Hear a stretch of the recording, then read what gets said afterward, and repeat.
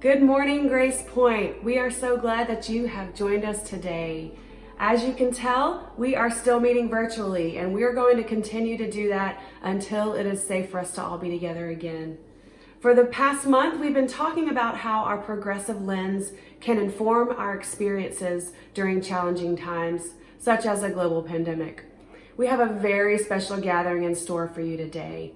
We're going to be leaning into our grief today. We're going to lean into our sadness. We're going to lean into any other emotion we may be feeling during this time, and we're going to be learning from one another's experiences. We want you to know that all are welcome here. Your doubts and your questions, they're welcome here. Your hope and encouragement are also welcome here. But most importantly, you are welcome here just as you are. We hope that you enjoy the gathering today, and if you're watching on YouTube, please be sure to drop us a line in the chat box to let us know you're here.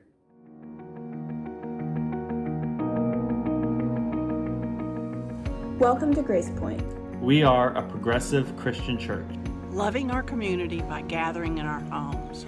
Even as we practice social distancing, we're asking big questions about what it means to be human, what it means to love our neighbors, and what it means to follow Christ. We're cultivating a safe virtual space to deconstruct or reconstruct, to question and to grow. We are welcoming, affirming, and fully inclusive. Because who you are and who you love are celebrated here. While we may be physically apart from one another, we believe we're never truly alone. You are never alone. We're together in this. We're together in this. So even though we can't give you a hug just yet, we want you to know that you are beloved, you are included, and you are affirmed. Welcome to Grace Point. Welcome to Grace Point. Welcome home. Welcome home. Welcome home.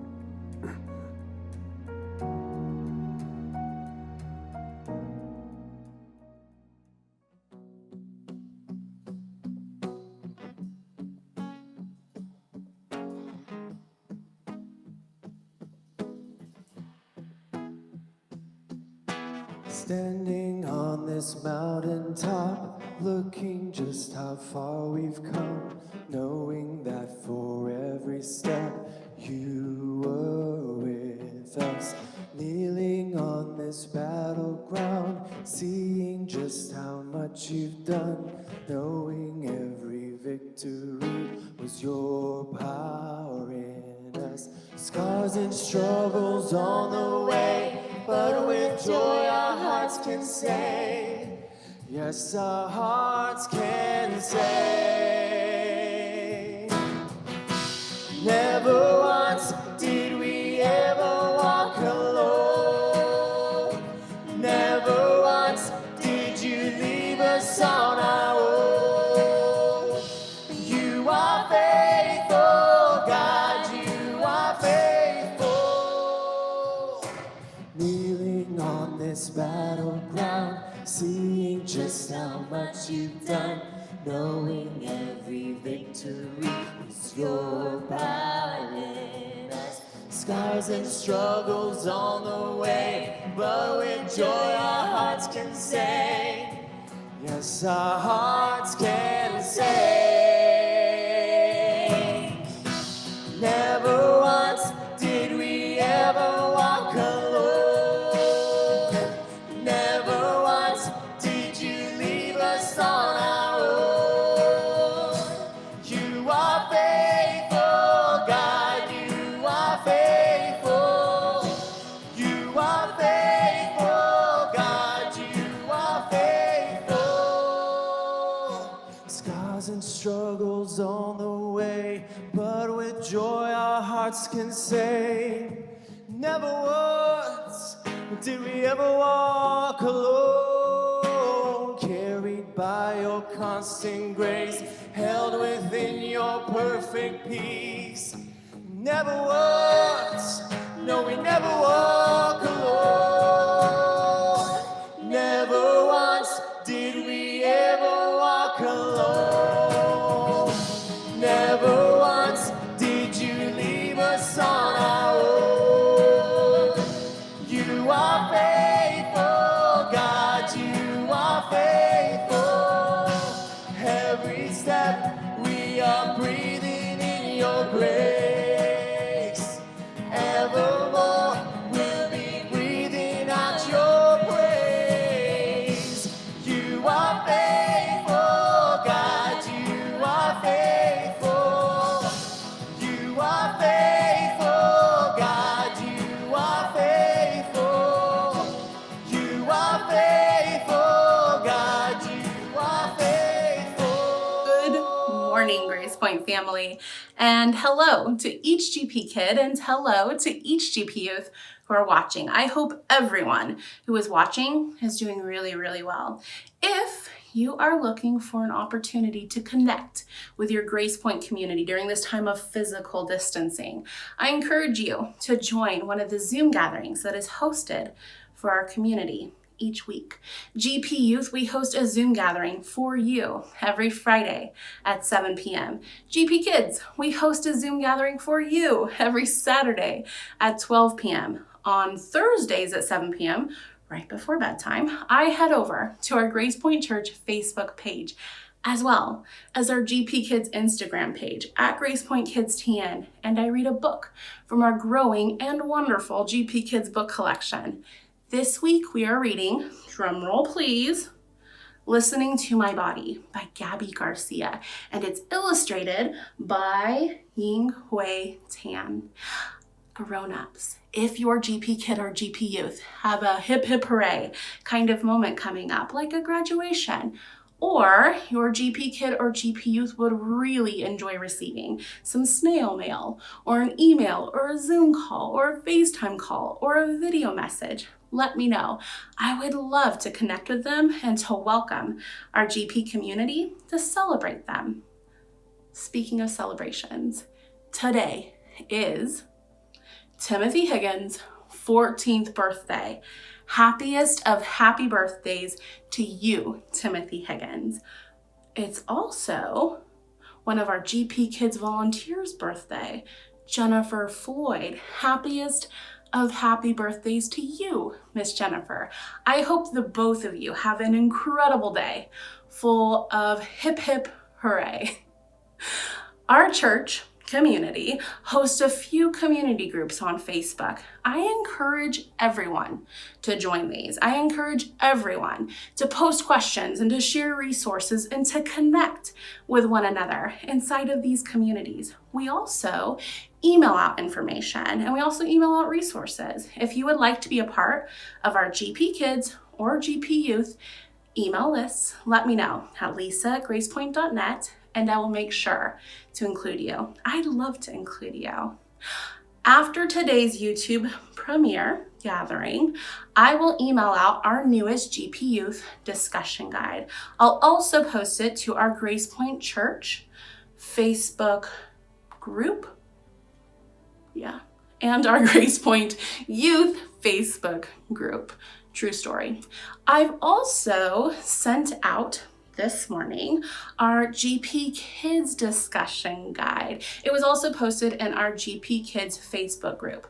True story. This week, GP Kids starts a new series called Mind, Body, and Soul. We begin to discuss how important it is to understand and to care for our mind, how important it is to understand and to care for our body, and how important it is to understand and to care for our soul, what connects us to everyone.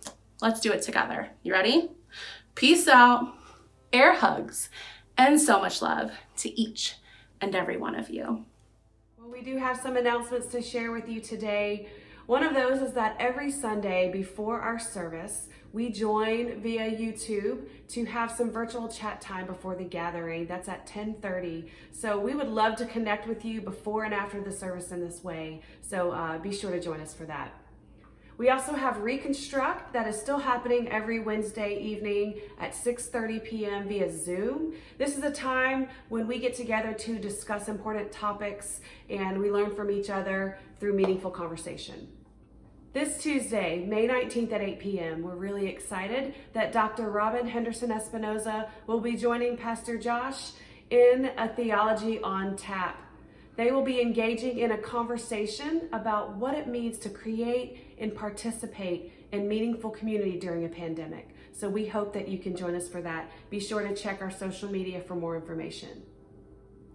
We are so grateful for the way our community has continued to support us financially during such trying times. Every gift, big or small, has played such an important part in the continued work that we've been doing as a community. So if you're able to give, there are 2 ways you can do that. The first way is to text Grace Point to 77977 and then follow those prompts from there. Or you can go online and give there at gracepoint.net/give. We want to thank you in advance for your generosity and for all of the ways you have supported this beautiful community.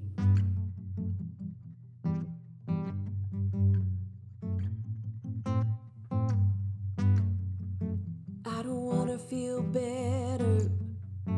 I don't want to feel good.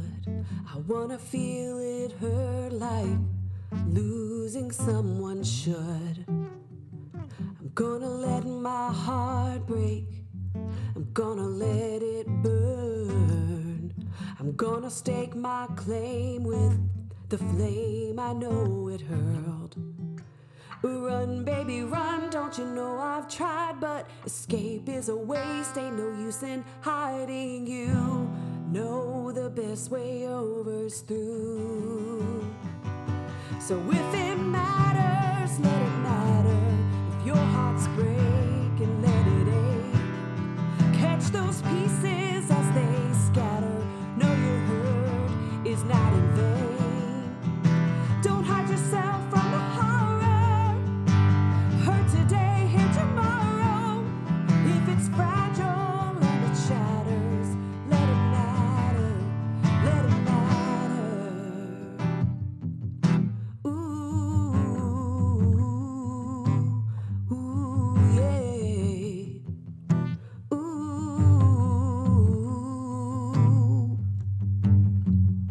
They say you know it ain't easy. I wouldn't want it to be, 'cause ease is for the shallow, but we were from the deep. I don't want no distractions, don't try to please me for one day. You were worth the joy of my love, and you were worth this pain. Run, baby, run, don't you know I've tried, but escape is a waste, ain't no use in hiding. You know the best way over's through. If it matters, let it matter. If your heart's breaking, let it ache. Catch those pieces as they scatter.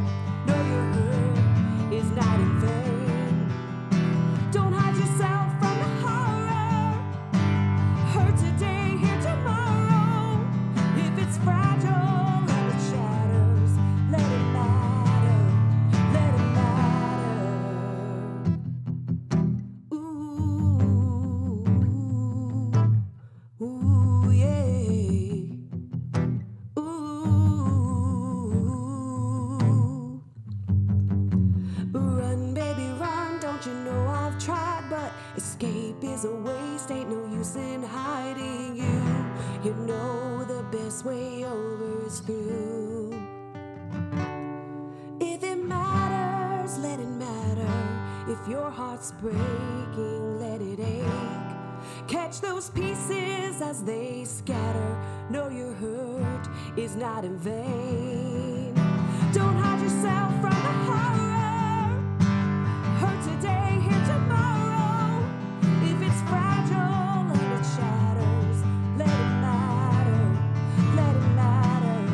If it's fragile and it shatters, let it matter, let it matter. Ooh, ooh, yeah. Ooh, ooh, yeah. Good morning, Grace Point. We are so glad that you're here with us this morning as we continue our meaning making series. And today we're going to talk a bit about lament. Now, I know that lament, like if there was a class being offered, learning to lament, I don't know that lots and lots of people would sign up for it because it doesn't sound fun. It sounds difficult and painful. And I mean, that's what a lament is about, right? It means you've experienced pain. It means you've experienced grief. It means you've experienced some sense of loss. And so you're trying to express that. And so it maybe isn't something that we look forward to, but it's something that I'm learning if we don't learn to do it, and if we aren't learning to be able to express the pain, the grief, the loss, that it actually just mounts up and compounds, and it's unhealthy for us and it's unhealthy for the world. And so as we begin to think about lament, as we begin to think about our relationship to it, it actually reminded me of my Enneagram personality type. So about 5 years ago, I guess, I was with some friends and they were talking about their Enneagram numbers, and I had never heard of it. I had no idea what Enneagram was. I was like, Enneagram, what? What is that? And they explained to me that it's like a personality type system, similar to Myers-Briggs, but different. And that there were these 9 types. And so anyway, they directed me to a couple places I could take some online tests. And I learned that I was an Enneagram 7. Enneagram 7, the name of it is the enthusiast. And that gives you a lot of inside information into what Enneagram 7s are like. In health, we're fun, we're engaging, we're excited, we have a good time. We're great at parties. But there's this other part of our personality, and it explained a lot for me about ways that I have responded to difficult situations in my life at times. And that is that one of our greatest fears is pain and deprivation. And so in our unhealthy moments, Enneagram 7s tend to avoid pain, avoid loss, avoid grief. That's something we want to be as far away from as possible. And this pops up in some really interesting ways, even silly ways. So sometimes when I'm watching a movie, like this happened the other day, I was watching a movie and there was this little bit of suspense in it and didn't know how it was going to play out and didn't know what was going to happen and who was going to end up with whom and what. I was feeling sort of that inner tension that you sometimes feel watching a movie. And I couldn't stand it, so I grabbed my phone and I Googled the plot line. And I read the plot line from beginning to finish. And so when the big thing happened at the end and everybody's like, oh, I was just like, this is old news. I totally knew where this was going to go, right? Because there was this tension, and instead of just sitting with the tension, what I wanted to do was resolve it as quickly as possible. And the problem with life is that life doesn't always allow us to resolve the tension as quickly as possible. Some things take time. Some things take sitting with. Some things take being present to the pain in order to begin to process it and begin to work through it. And for me, that has been, over the last couple of years especially, I've become acutely aware of my struggle with that. And so seeking to live in health has helped me and has caused me to learn a bit about the lament. Because there are lots of things that happen in the world, that happen to us or that happen around us or to people we care about or people we don't even know but feel some sort of human empathy for. There are all sorts of things that happen that we often just don't express. We just keep sort of collecting these paper cuts. And over time, one paper cut, it's annoying, but it doesn't really hurt you. And you get enough paper cuts and suddenly you're bleeding to death. And I think that that's sort of what happens in the world. And the 24-hour news cycle has helped numb us to these realities. A week ago, we were talking about the murder of Ahmaud Arbery, right? We were talking about how did that exist for 2 months that had happened and we didn't know about it. And this week, we were learning about the murder of the killing of Breonna Taylor, a paramedic who was just asleep at home, and a botched police raid left her dead. And it seems like these sorts of things happen. There's a moment of outrage and a moment of we must find out what happened and there must be justice. And then the thing clicks over and it's a brand new day and it's got all of its own new sets of challenges and its own new losses and its own new griefs. And it's like we don't ever really get time to process this thing because we've turned the calendar page and now we're in a new 24-hour news cycle and all this other stuff is happening. Right? We've been learning all sorts of things about COVID-19 and the lives it's wrecking and the people who have lost their lives, they've lost their health, they've lost their income, they've lost so much during this period of time. And this seems to happen so regularly. It seemed for a while like every single day there was a new mass shooting that was happening in our country, and we couldn't process the one because the next day something else was happening. And I know that for us, life can feel that way personally sometimes. We can go through seasons that are so difficult, where it feels like one moment You're going through all this pain, and before you have time to name it, express it, sit with it, do something with it, you've moved on to another thing that's happened, and you're trying to process that thing as well. And we end up trying to move through life, and we're carrying so much hurt and so much loss and so much inner agony that if we don't eventually stop and begin to wrestle with it and begin to process it, it's going to just keep wearing us down. Right? It's possible that you could be exhausted after having a really good night's sleep, because that exhaustion wasn't physical, it was somewhere in the soul. And so today we want to take some time to talk about the importance of lament. And when we talk about lament, we're not talking, there seems to be this sort of, we want to glorify people who are tough, right, in the world. We want to say, wow, look what they went through. And it didn't even faze them. They didn't even hit pause. They didn't even stop. They just kept trudging right on through. Man, they're an example of toughness and bravery and courage. And sometimes there's maybe some truth to that, but a lot of times what we're actually saying is this person has experienced a lot and they're not stopping to process it. They're not stopping to ask how it made them feel or what it's done in their lives or what it's done to their heart or what it's done to their psyche. Like we don't stop, we don't pause. And so lament, I think, is crucial, because what lament does is lament causes us to be present, to pause, and to begin to name. Lament is about naming what's happened. Lament is about naming the loss. It's about naming the disappointment. It's about naming the grief. Lament is about saying, I'm not going to pretend like everything is okay. This happened and it hurt. I lost this person, this relationship, this job, and it has left a void in my life, and it just hurts. Lament is about naming, about being present to the pain. It's about naming it, and it's also about sitting with it and not moving on until it's been processed. Now, of course, there are unhealthy ways to do that, right? Where we just sit continually in the pain and we don't begin that process of healing, and we just want to stay and live in it. And of course, there's some dangers there. But the reality is many of us are just kind of moving on by so quickly that we're never processing it. And we're collecting all these wounds that we're carrying around that we're never expressing anything about. We're never expressing our grief, our anger, our frustration. And I think what's beautiful about the literature of the Bible is it does a really good job of naming the pain, of being present to the pain. This is especially true in the Psalms. Walter Brueggemann, the brilliant Hebrew Bible scholar, says there are three kinds of Psalms. There are Psalms of orientation, and Psalms of orientation would be Psalms that are like, everything is great and awesome and nothing bad has ever happened in the world because we love God and God loves us and God's on our side. Those are Psalms of orientation. Nothing in the world, nothing could possibly go wrong. And then there are Psalms of disorientation. And they're the Psalms we would call lament. They're Psalms when everything has fallen apart and all the things you used to depend on and trust have been taken away. And all the certainties have been dislodged. And you begin to realize that there are no certainties and pain is real and I've got to do something with it. Those are Psalms of disorientation. And then there are Psalms of new orientation, which is Psalms that have gone from orientation into disorientation. And because they sat with it and were able to process it, they were able to begin to move. They were able to lament it appropriately. They were able to move on into a different orientation, a different phase, a different moment with their pain. So a couple of examples. One is, Psalm 22, which begins, my God, why have you forsaken me? Why are you so far from hearing me? Right? That's a psalm that the gospel writer one of the gospel writers puts on Jesus' lips on the cross. Why?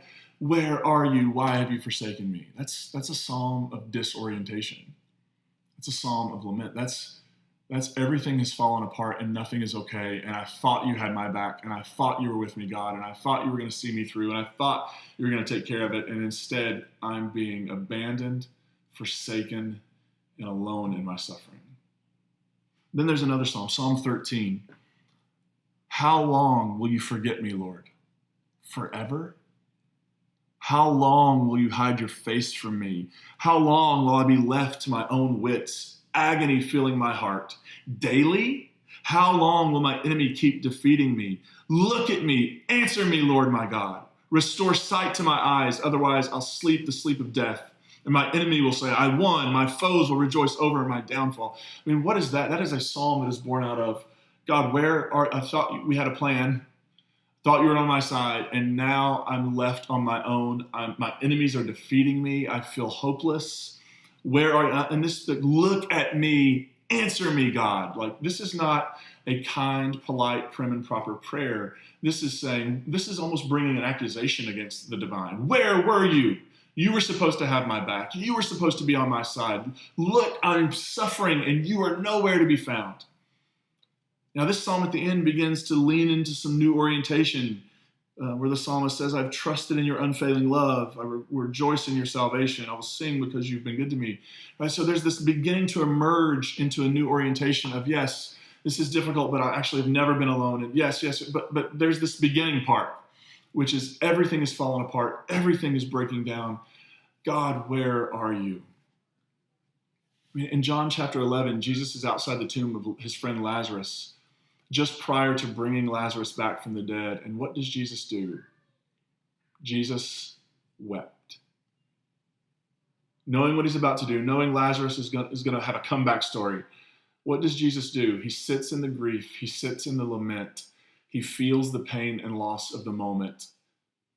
And only when that pain and loss have been fully processed and felt does he move on to the next phase. And so today we want to take some moments and we want to spend some time learning to lament. It's a theme that runs throughout the scriptures. There's actually a book of the Bible called Lamentations, and it's a collection of poems that were written after the destruction of Jerusalem in the 500s by the Babylonians. They see their city destroyed. They see their temple razed in rubble on the ground. They go into captivity in Babylon and exile, and they write psalms that begin, by the rivers of Babylon we sat and we wept. And there's a whole collection of poems personifying the city of Jerusalem that are just gut-wrenching if you spend some time on them. So today, we want to enter into this tradition and this stream, this lament, being present to the pain, being present to the grief, being present to the loss. And so you're going to hear from some people in our community who have either created some things to share or who have sort of edited and brought together some things they want to share. You're going to hear from friends of our community who are going to share some music. And today we want to just say, okay, we realize that we're in a period of time right now where we have things to lament. And one of the things this lockdown has done is it's taken away our excuses and we just have to stay busy from place to place. Lots of us aren't going from place to place to place. Lots of us are just staying home and taking care of family and doing our work the best we can, right? And so we have these moments, the quiet moments where your brain begins to fire off and you begin thinking about things. What if we actually began to lament those things? What if we began to lament our losses and our griefs during this moment? What if we fully entered into the disorientation? Because we hope that by entering into the disorientation, that we're moving toward a new orientation, a new perspective, a place where the scars aren't gone, but they're beginning to heal, and we're able to begin to move into a more hopeful time and a more hopeful perspective. But right now, what if we were to learn to lament? So engage with these, listen to these voices in our community as they express some of their own journey, and begin to think about, maybe as you're even listening, maybe we begin to think about how we need to express our specific situations, our specific griefs, our specific losses as well. Take a look. Hi, Grace Point. I'm Cassie Nickerson. I volunteer with our music and arts team. And I'm going to read for you an excerpt from a piece by one of my favorite authors and theologians, Sarah Bessey. My husband's best friend, one who was like a brother to him, is a widower now. His wife died. Their 2 blonde daughters are about the age of our own tinies. We have borne witness with each other in the joys and sorrows of our lives throughout 15 years of true friendship. She died slowly. There's nothing to say. There's only what was happening. This is life sometimes. We mustn't pretend or compartmentalize or ignore or placate. Simply obey the sadness. Speak the truth of what is happening, not the truth you wish were real, not the truth that ought to be, not the platitudes or time-worn cliches to minimize grief. This is what is happening, whether it's right in our own homes or halfway around the world. And so we learn to obey the sadness and live into the gospel by speaking the truth, whether it's one soul suffering or a communal grief, whether it's systemic suffering of entire people groups or one lonely man burying his wife. I am learning that it is okay to feel sad and to be angry, to long for rescue and redemption, to pray and shout and cry, to weep with those who weep. Right along with my activism and my faith, right along with my best hopes and my busy hands, my surrender and my prayers, I am learning to simply sit in the sadness and allow it to be there with me. I am learning to lament, to mourn, to weep with those who weep, to take our shared sadness and bewilderment into my own soul too. It's okay to feel it. It's okay and it's necessary. It is holy and good work. We need to listen to the stories that make us uncomfortable and challenge our peace. As Christians, I think it's our responsibility to carry each other's burdens and be a part of restoring justice for one another. Sometimes that means being able to carry truly terrible truths without letting them bury us whole. Sometimes the most holy work we can do is listen to each other's stories and take their suffering into our hearts, carrying each other's burdens and wounds to Christ together, in faith and in lament together.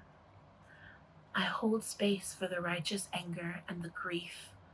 I join in the lamentations of the weary world, and then I will seek ways to embody those very prayers, to incarnate them, to further heaven's hopes and summon God's glory in ways big and small, seen and unseen, mundane and holy. The night that our friend's wife died, my broken-hearted husband called his mother. What do I say? What do I do? What will fix this? There's nothing else to do. Mom, what do I do for my friend? Now is the time to sit with him, she said. There's nothing to say. Stop thinking there is something to say to make it go away. It won't go away. Abandon your answers. Avoid your cliches. Don't blame God. Learn to sit in the sadness. This is not the end. This is not the end. He booked a ticket to Colorado and he flew to his friend. He stayed with him day after day after day, doing the things with him that needed to be done. At night, together, they put the motherless girls to bed, and then they sat outside, usually in silence, looking up at the sky, still alive. A lament titled To Jack and Martin et al. Tell me, if you can, what we'll do when all of them are gone. How will it be when they've been taken one by one from us, when their voices have all been silenced? Oh, they are gone. They've been gone, taken one by one from us. But it was good. When we knew them, it was good. Their vision and courage and wisdom and compassion painted dreams for us of better times, created for us visions of peace and justice and grace. It's chaos now. we're broken. But now we've learned the lesson. Vision again is what we need. Wisdom and courage again. And it's not as much fun around here anymore as it used to be. And it worries me. The lyrics and poems and cheers and smiles and songs and heroes, they are legends now. Or they've simply gone to somewhere I'd rather be. Jack and Bobby and Martin and Rosa and Dorothy, it all. So tell me, if you can, what was the lesson we learned?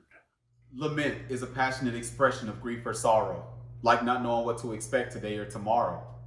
Maybe you lost a job that provided security and structure, and it hurts so bad it's like your appendix is ruptured. Maybe you're quarantined with a soon-to-be ex-spouse, navigating a pandemic while asking who get the kids and who get the house. Maybe social distancing has taught you who was never close to begin with. Or maybe you found community to talk about God, love, and sin with. Maybe you lost somebody and it was tragic and unexpected. It could be you who's been abandoned and neglected. Or anxiety has unpacked its bags into your spare bedroom and you're just wondering when healing and grace will return soon. You could be a little bit like me in a situation that I'm in, where I can't even go jogging without worrying about the color of my skin. No matter how much I achieve or how kind I act, I can be gunned down for simply being black. No matter what situation you're facing, stay true to your journey. Every grief or sorrow is also an opportunity for learning. You survived 100% of everything you faced thus far. We're together in this, no matter how much longer we're apart. Keep going. Hi everyone at Grace Point. Dan Hasseltine here with Jars of Clay. I wanted to just talk to you a little bit about this song I'm going to play for you. This was written for an album called Good Monsters. It is a song that was really just about all the different ways that people use the phrase, oh my God. Whether you're a believer or not a believer, whether you're angry or joyful. But we had left, when we were recording the song, we had left this whole section open because we weren't really sure what we were going to do with it when we actually recorded it. And I remember on the day that we were supposed to go in and record it, that morning I had been flipping through the newspaper and, page after page of just pop culture stuff and trivial information. And I got to this little sidebar. And it was this story about overcrowding in hospitals in India. And this one particular hospital that they were describing had these beds where they had children on them there were 3 children to each bed on top of the bed. And then underneath the beds, they had children that were 3 underneath on just a slab of cardboard. And the only way that you could get up onto the bed if you were that child was to have someone that was on the bed die. And I remember just being really hit by the story. It was such a sad story, but really what bothered me most was that it was just such a small sidebar on this entire newspaper. Was just this idea that these kids could be in this bed and people dying at such a tremendous rate with no hope at all. And it would just be this little tiny clip, and it made me realize just how sad I was and how angry I was about the way the world is right now. And when we went into the studio that afternoon, we recorded this song, and the last part of the song is kind of my rant. It's my lament, and so I thought that I would play this song for you guys today, because I know that we're in a season now where it just feels like it's just been a hard season, and sometimes we have to have permission to just be able to lament. And so this is a song called Oh My God.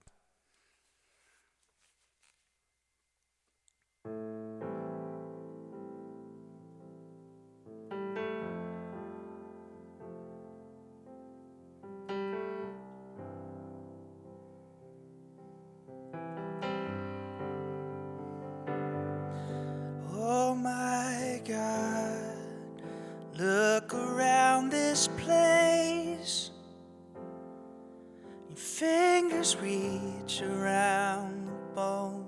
You set the break and set the tone for flights of grace and future falls and present pain. What fools say, oh my God.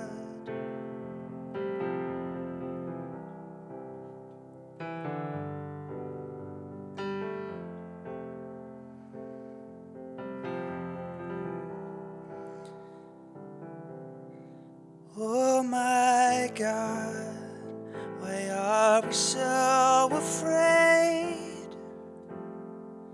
We make it worse when we don't bleed. There is no cure for our disease. Turn and phrase and rise again.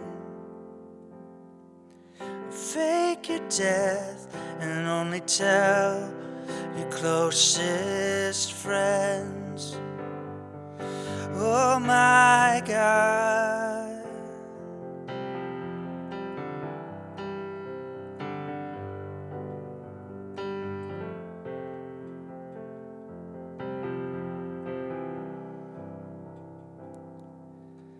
Oh my God. Can I complain? Take away my firm belief and graft my soul upon your grief. Weddings, boats, and alibis all drift away when a mother cries.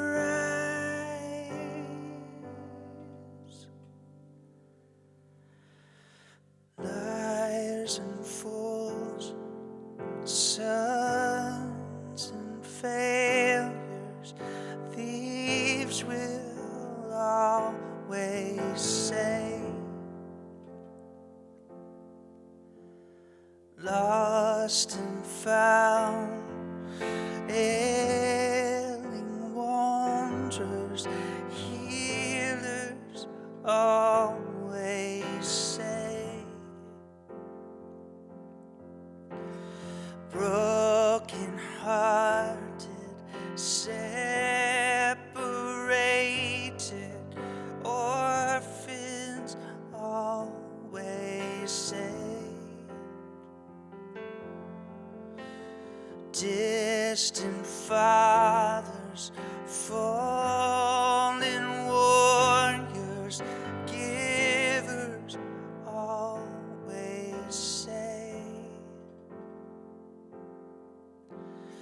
War creators, racial haters, preachers always say. Fearful mothers, watchful doubters, saviors always say. Sometimes I cannot forgive. These days mercy cuts so deep. If the world was how it should be, maybe I could get some sleep. While I lay, I dream we're better. Scales were gone, faces lighter. When we wake, we hate our brother. We still move to hurt each other. Sometimes I can close my eyes, and all the fear that keeps me silent falls below my heavy breathing. What makes me so badly bent? We all have a chance to murder. We all feel the need for wonder. We still want to be reminded that the pain is worth the plunder. Sometimes when I lose my grip and wonder what to make of heaven, all the times I thought to reach up, all the times I had to give up. Babies underneath their beds in hospitals that cannot treat all the wounds that money causes, all the conjuries of strangers, all the cries of thirsty children. This is our inheritance, all the rage of watching mothers. This is our greatest offense. Oh my God, oh my God, oh my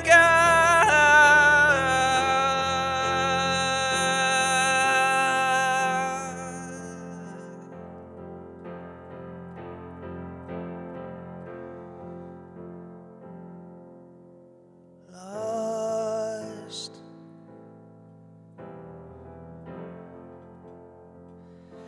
I get so lost sometimes. First off, I just want to thank all of these folks, Chris and Cassie and Lee and Dan, for sharing with us today, sharing their own laments, for being willing to open that up and share it with us. It was beautiful and it was powerful, and I hope for you, like it has for me, it's opened you up to the possibility of naming the pain, being present to the pain, and beginning to actually sort through and process what we're going through. Maybe that looks like you grabbing a piece of paper or a notebook and just starting to write. Maybe it looks like you spending some time in meditation. Maybe it looks like you going on a walk and process. Whatever that looks like for you, I hope that this week you'll take some time to engage with those things, and that maybe, just maybe, learning to lament could be part of our spiritual practice. Because we don't want to keep going through life without processing what's happening. So what if we were to actually begin to engage the dark side, the minor key of life? What if we actually begin to say, okay, this happened, this is a thing, what am I going to do to it? I'm either going to stuff it and ignore it and let it affect me in negative ways, or I can begin to pay attention to it, I can begin to name it, and I can be present to it so that I can begin to move through it. I hope this has been as helpful for you as it has for me today, Grace Point. We love you, and I can't wait to see you this week at a couple things. First of all, next week, we're wrapping up our series by talking about sort of the anxiety that comes with considering to open things back up. And on this Tuesday night, we were going to do a week on community during the pandemic, but actually Dr. Robin Henderson Espinoza and I are going to do a Zoom/Facebook Live Theology on Tap this Tuesday night at 8 p.m. And we're going to be talking about community during a time of COVID. So you can check that out. The link's at gracepoint.net. And next week, we'll wrap up by talking about sort of processing moving forward back into whatever life will be on the other side of this. Hope you have a good week, Grace Point. We love you. Grace and peace be with you.